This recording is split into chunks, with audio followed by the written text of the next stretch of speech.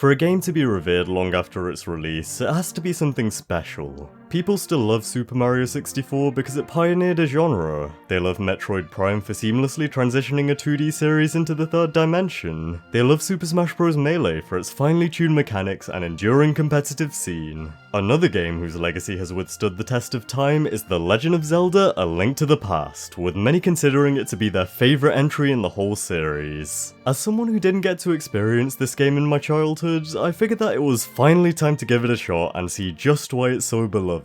With my modern lens in hand, I wanted to answer the question, is The Legend of Zelda: A Link to the Past still worth playing today?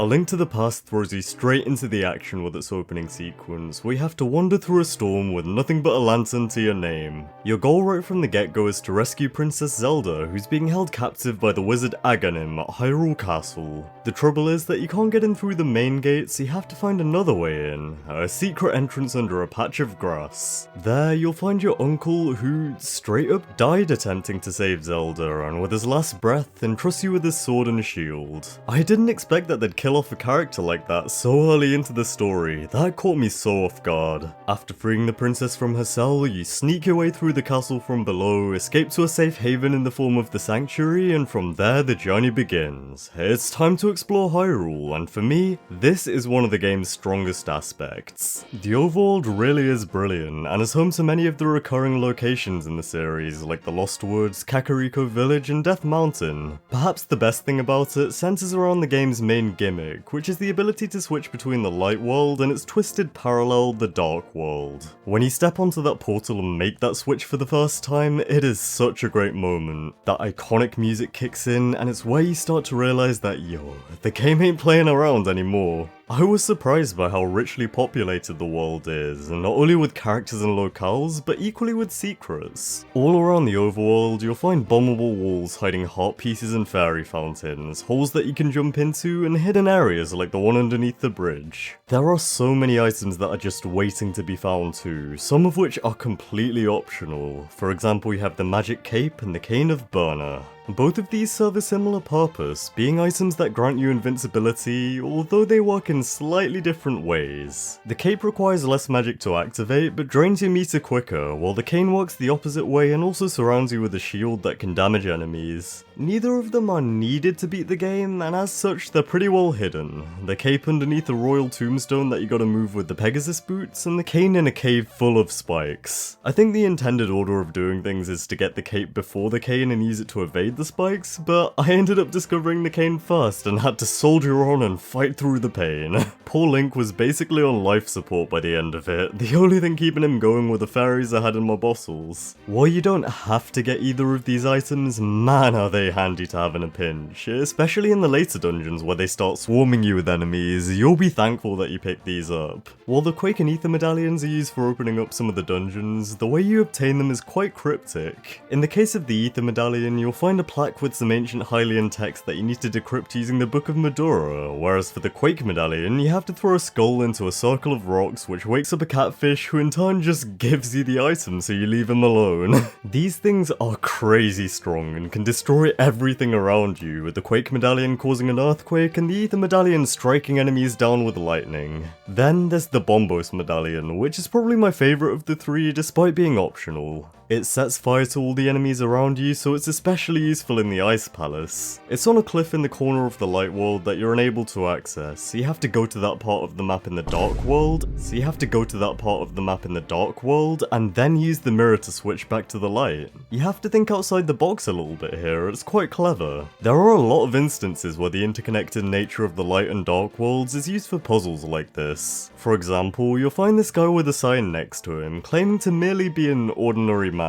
If you cut his sign down, he'll get annoyed and follow you for a bit, but aside from that, interacting with him doesn't seem to do anything. However, if you go into the Thieves' Hideaway in the Lost Woods, a thief will tell you about one of their gang's members, an expert lockpicker who's now posing as an average guy. Then, in the Dark World, you'll find a locked chest that you can't open no matter what you do to it. You see where this is going, right? If you take the chest to the man, he reveals his true identity and opens the chest for you, provided that you keep his secret safe. Inside is an empty bottle, and dude, I love the world building here and the whole process of finding it. For the longest time, I had no idea what to do with this guy, but figuring it all out felt great. The same can be said for the flute quest, where you'll find a boy who's been transformed into an animal in the Haunted Grove. He tells you that somewhere in the light world equivalent of the area, he buried a flute that he used to play for the animals and gives you a shovel to help you find it. After digging around enough, you'll eventually find the so-called flute, which looks suspiciously like the Ocarina of Time. Play it for the boy and he'll feel at peace, ready to move on, and then proceeds to turn into a tree. After that point, using the flute doesn't seem to do anything, but if you then go to Kakariko village and play it in front of the weather vane, it will begin to crumble as a bird breaks out of it. Anytime that you play the flute from here on out, the bird will pick you up and can drop you off at one of 8 different points on the map. I think that this was a really innovative way to incorporate a fast travel mechanic, and it was neat how you had to go through a whole side quest to obtain it. It's not just items that you can find though, as there are a lot of secret upgrades too. Behind a waterfall, you can find a fairy who'll upgrade your boomerang to a magic boomerang, and I feel like this comes at the perfect time. At the beginning, you use the boomerang a lot to keep your distance from enemies, but its usage falls off as you get further on. The upgrade means that it flies out further and faster, and boom, just like that, it's a solid item again. Then you've got the dwarven swordsmiths, who can temper your sword. When you first find the smithy, only one of them is there, so you need to enter the dark world to bring back his partner who's been turned into a frog. Going out of your way to do this is definitely worth it, since the extra damage goes a long way against the tougher enemies. Another helpful one to pick up is the magic meter upgrade that you can find in a hole next to the aforementioned smithy. There, you'll have to sprinkle magic powder into a cauldron, causing a bat to appear who'll halve your magic usage. It makes using the various magic consuming items a lot more practical because, trust me, there are a lot of magic consuming items in this game. You can also upgrade your arrow and bomb capacity a ton at the Pond of Happiness by throwing 100 rupees into a fountain in increments of 25 or 50. As you end up doing this so many times, it means that your money actually serves a purpose. I've found that in other Zeldas, you often end up with so many rupees that you don't even know what to do with, but here it feels like there's always something to spend them on. Now, we've established that the overworld is fantastic, but what about the dungeons? Well, on top of the 2 visits to Hyrule Castle, there are a whopping 11 of them in this game, which is a crazy number. The first 3 take place in the light world and are effectively your starters, a bit like the Deku Tree, Dodongo's Cavern, and Jabu Jabu's Belly from Ocarina of Time. They do a good job of easing you in and gradually introducing you to the mechanics that you'll be dealing with later down the line. The Eastern Palace keeps things simple with a few basic switch puzzles and gives you the bow and arrow, a weapon you'll be using a lot over the course of the game. The Desert Palace ramps things up a bit with stronger enemies like the Beamos and Devilants. You even have to leave the dungeon at one point and re-enter through a different entrance, which is something that you have to do a couple of times in future dungeons. Then there's the Mountain Tower, which introduces the red and blue switch puzzles. The hardest part of this one, however, is the boss. Enter Moldorm, aka the Devil Incarnate. He's a giant caterpillar who you fight at the top of the tower and is a recurring boss throughout the series, but man, is he annoying in this one. His weak spot is on his tail, but that's the smallest part of his body and his movement pattern is completely random. The worst part is that he can actually knock you off the arena, and if this happens you fall onto the next floor down and his health bar completely resets. If you're particularly unlucky and fall down this specific hole in the middle, then you end up falling not 1, but 2 floors down.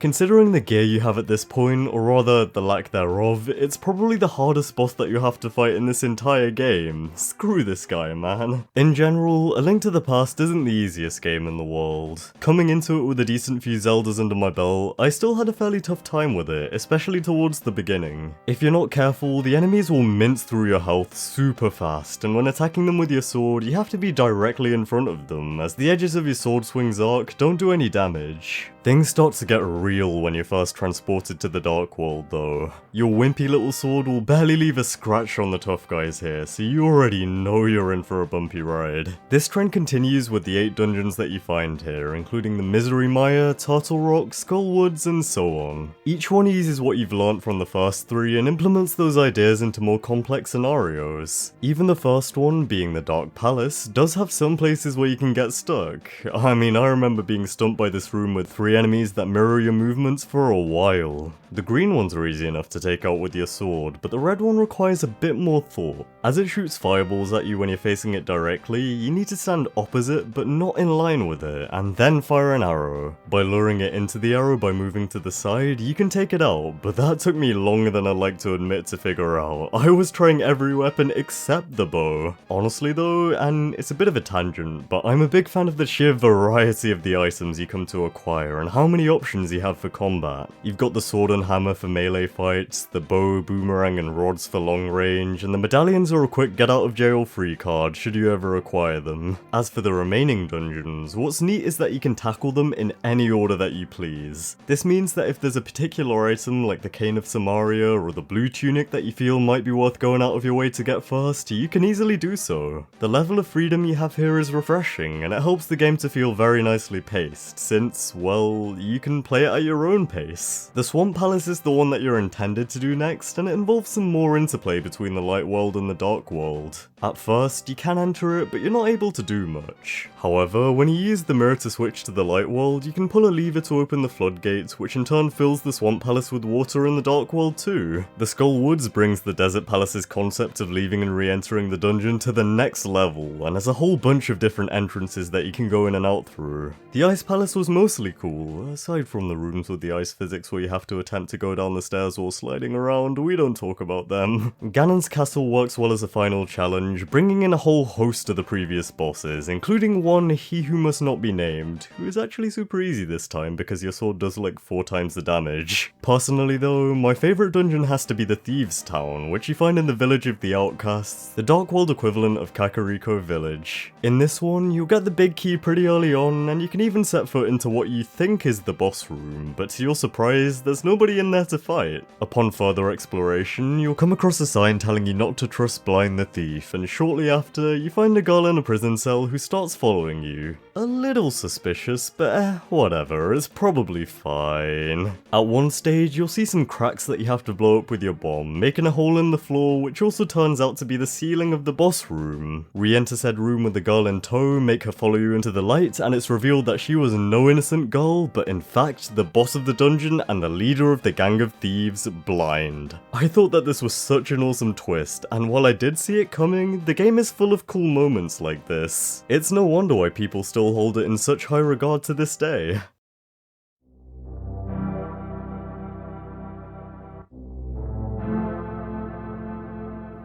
A Link to the Past is a very special game. If you're like how I was and still haven't played it yet, please do. In my opinion, it holds up incredibly well to this day, with its great pacing, fun dungeons, and richly populated overworld. Sure, it does have some points where you might get stuck or frustrated, but hey, what great journey is without its struggles, right? Despite releasing in 1991, the game somehow barely shows its age, and even as someone who wasn't at all nostalgic for it, I thoroughly enjoyed my time playing through from start to finish. With that in mind, I can conclusively say that The Legend of Zelda: A Link to the Past is absolutely still worth playing today.